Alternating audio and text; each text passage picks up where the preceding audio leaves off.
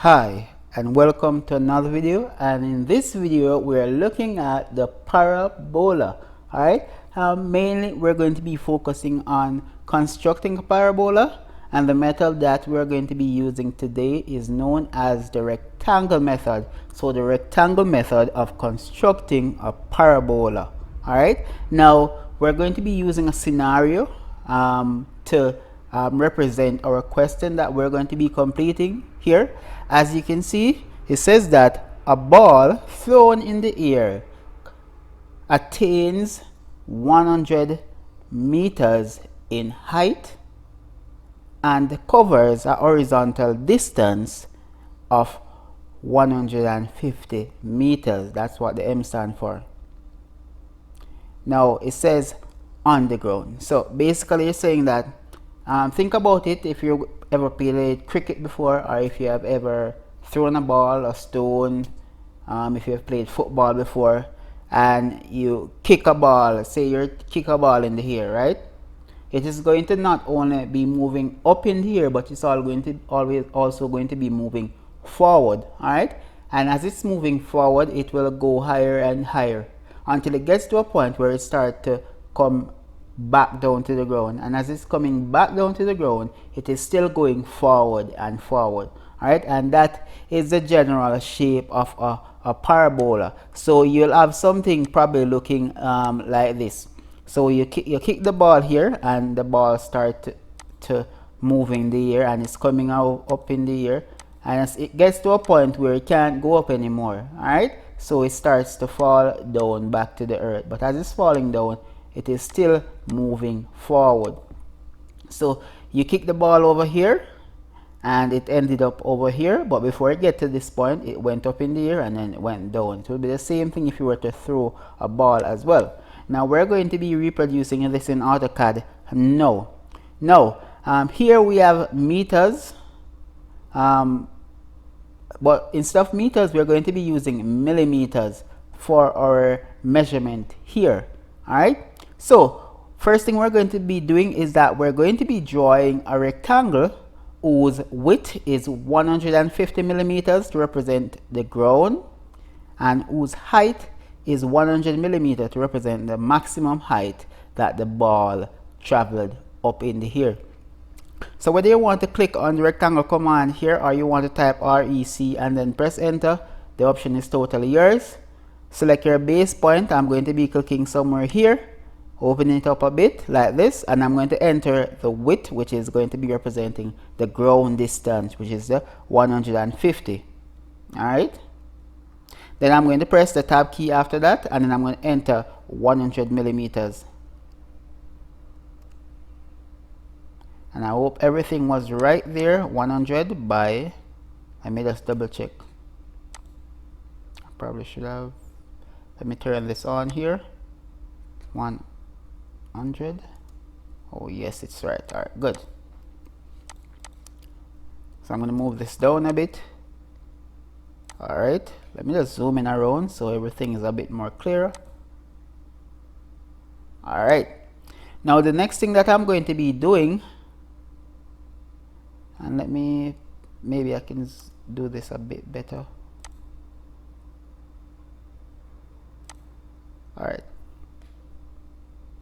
so the next thing that I'm going to be doing is that I could explode my rectangle. So all I did was to select my rectangle, press X on my keyboard, then press enter. I'm going to be dividing my vertical lines that represent the 100 millimeters, and I'm going to be dividing that by, I'm going to be using 6 in this instance. So I'm going to type div, then press enter, click on the line, then I'm going to enter 6, enter. Now you're not going to be able to see the division points now, so what you'll have to do, let me just add this to my object, my construction layer. So I'm going to be typing PT and then press enter for point type. This window is going to pop up. Just simply select any one of these here. I'm going to select this one here. I always recommend changing to absolute, and then changing this number here to 2. So this will adjust the size of my thing there. Now once I've done so, I'm just going to simply select these lines, these division points. Hope you're able to see this line here. And I'm going to be copying it to the other side, using here as my base point and then placing it here. Now you could also have divided this line similar to what you did over here as well. Now after I've done so, I'm going to be dividing this line here, and I'm just going to ensure that I have the amount of division here. 1, 2, 3, 4. Alright, cool. Now I'm going to be dividing this baseline here by twice the amount of the division that I have here. Alright, so I'm going to be dividing this line here into 12 equal parts. I'm going to type div, enter, click on this line, then enter 12. That should neat things up a bit. Alright, now the next thing that I'm going to be doing is that I'm going to be drawing a line right down the center of my object here. I'm just eyeballing this one. Seems as if this one is in the center. Now at this point now, and I want you to be able to see my line, so I'm gonna put it on another layer. Yeah, at least for now, so you can see what's going on. Alright, and you should be able to see my division points. Now I'm going to be numbering these division points. Alright, so I'm going to use my annotation text here. So I'm going to use the multi-line text tool. You could use single line as well. It's just a preference of mine to only use multi-line because it gives me more flexibilities as I'm drawing. So I'm going to enter 1 here. I'm going to add this one to my annotation layer. And I'm simply going to be how am I going to do this? I'm going to be let me put this a bit closer, probably about here. Yeah, that could work. And I'm going to be copying that number there to each one of these division points here.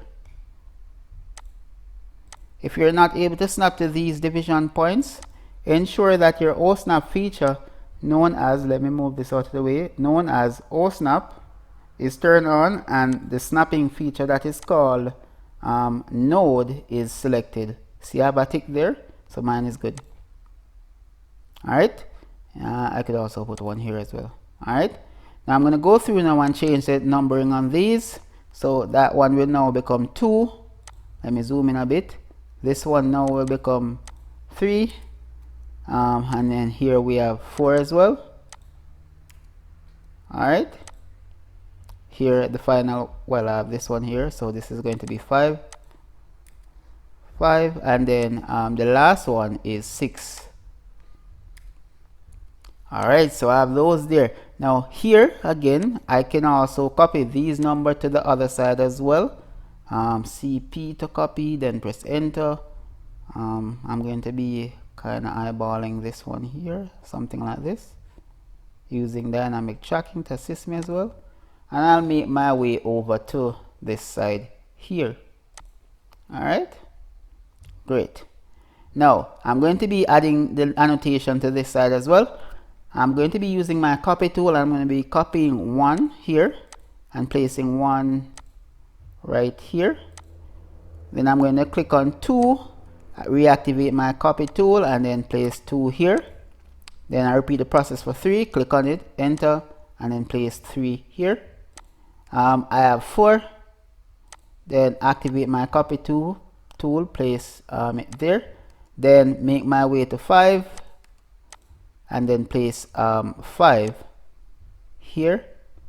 Then continuing, we have the last one, which is 6, that is going in the middle right there, and then you continue your numbering. Alright, now something that you could also do is that you could continue, so you could go 7, 8, 9, and 10, but what I'm going to be doing is that I'm going to simply be mirroring these numbers to the other side, if that makes sense.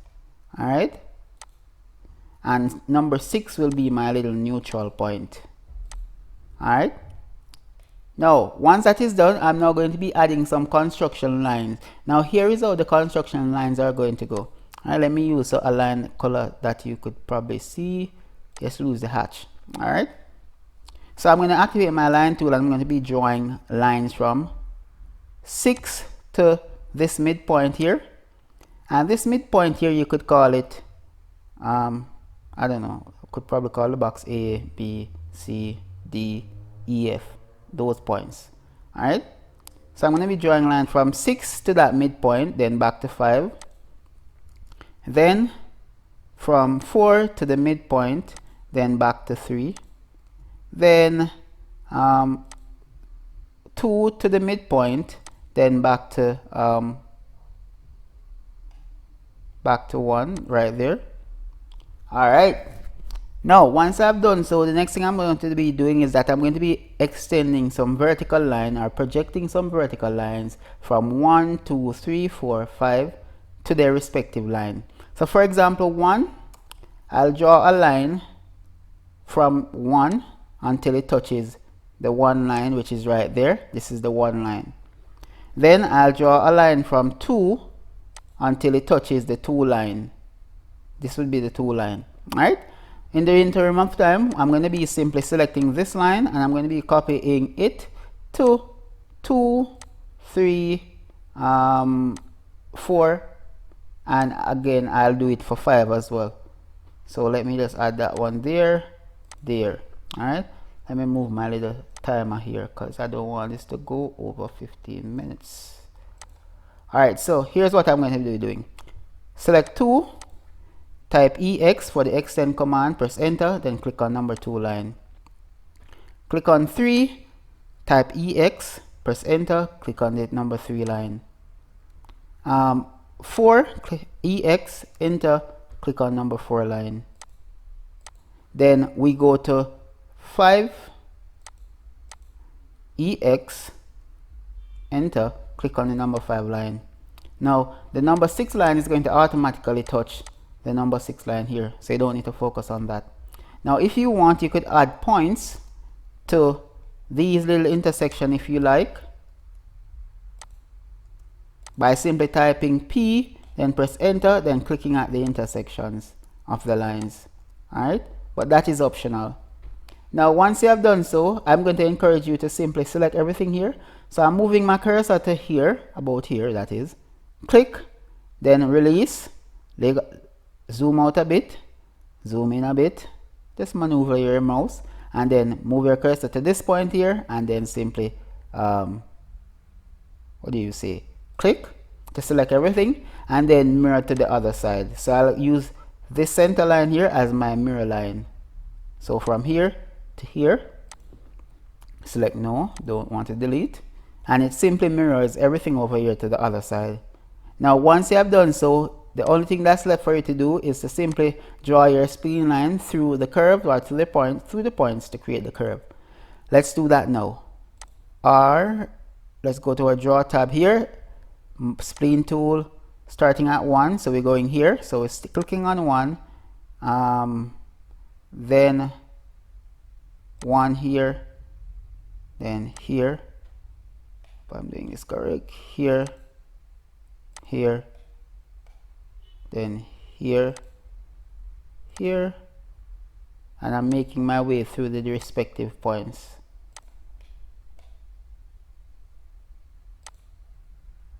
Alright, where am I now? Here, and then this last point here.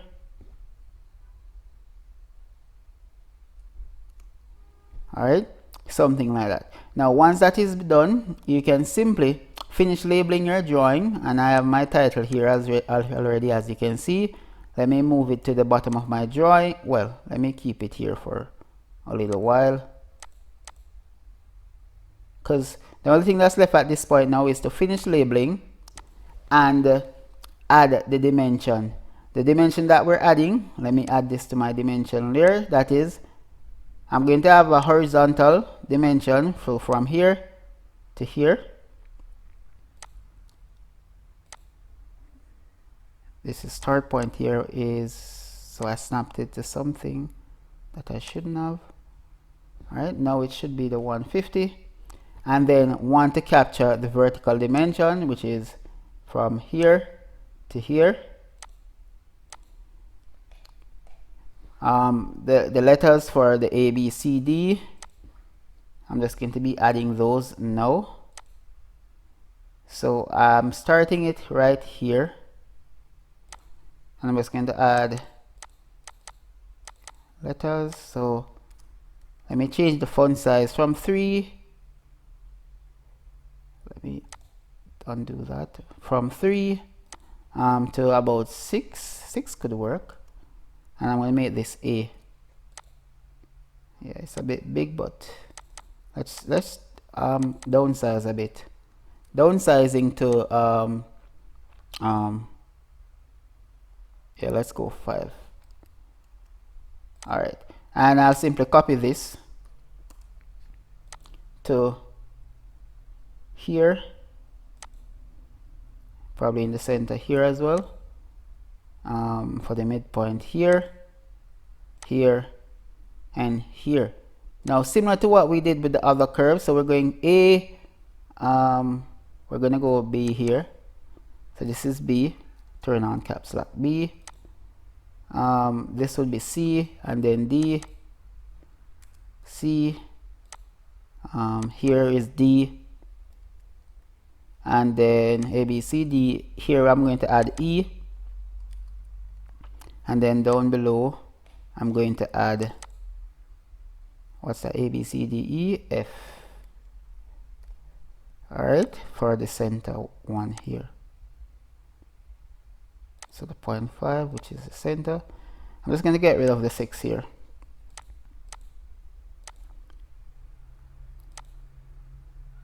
Alright, like that.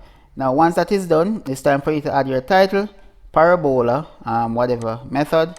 So I'm just going to put it here. I'm going to add the scale, so I'm going to put scale, so SCALE. I want that in common letters, so SCALE 1 to 1. Alright, and I'll place it where it needs to be. Oh, let me just add this up to the top like that. So parabola rectangle method, I like to make my scale just shy of the original title size, and I'll be moving all of this to the bottom of my object. The question don't have to be there, I'm just keeping it here for just keeping it sake. Alright, so this is how you draw a parabola using the rectangle method. At this point here, the relevant things need to be on their respective layer, because all of this here, all of these lines here should be on your construction layer. Alright, let me just match some properties. So these, all of these here should be on the construction layer. Even these division points here are all construction layer. Here as well. The only thing that is going to be object is going to be the parabola itself. Alright, so let me just have this here, that there, and let me just do these as well. Even these points as well. So we're at minute 18. Alright, so all you need to do is just skip through to the respective points to follow along. You could use your teacher measurements, or you could use these. Please seek permission if you have been behind on your SBAs and you want to draw this one here. Ensure that you write the questions down or type it, or you may copy this here from the and then add it to the thing, so when the moderators are looking at your SBA, they will see the question that you actually did. Now to lay out your drawing, as you can see here, mine is already laid out. All I need to do here is to set my scale. My scale is 1 to 1. It zooms in a bit to where it should be. Let me double tap on the outside and let's preview what it will look like. Continue. All right, let's go preview. This is what it looked like. The curve is the main subject and it is where it should be. All right, good. See you in the next one.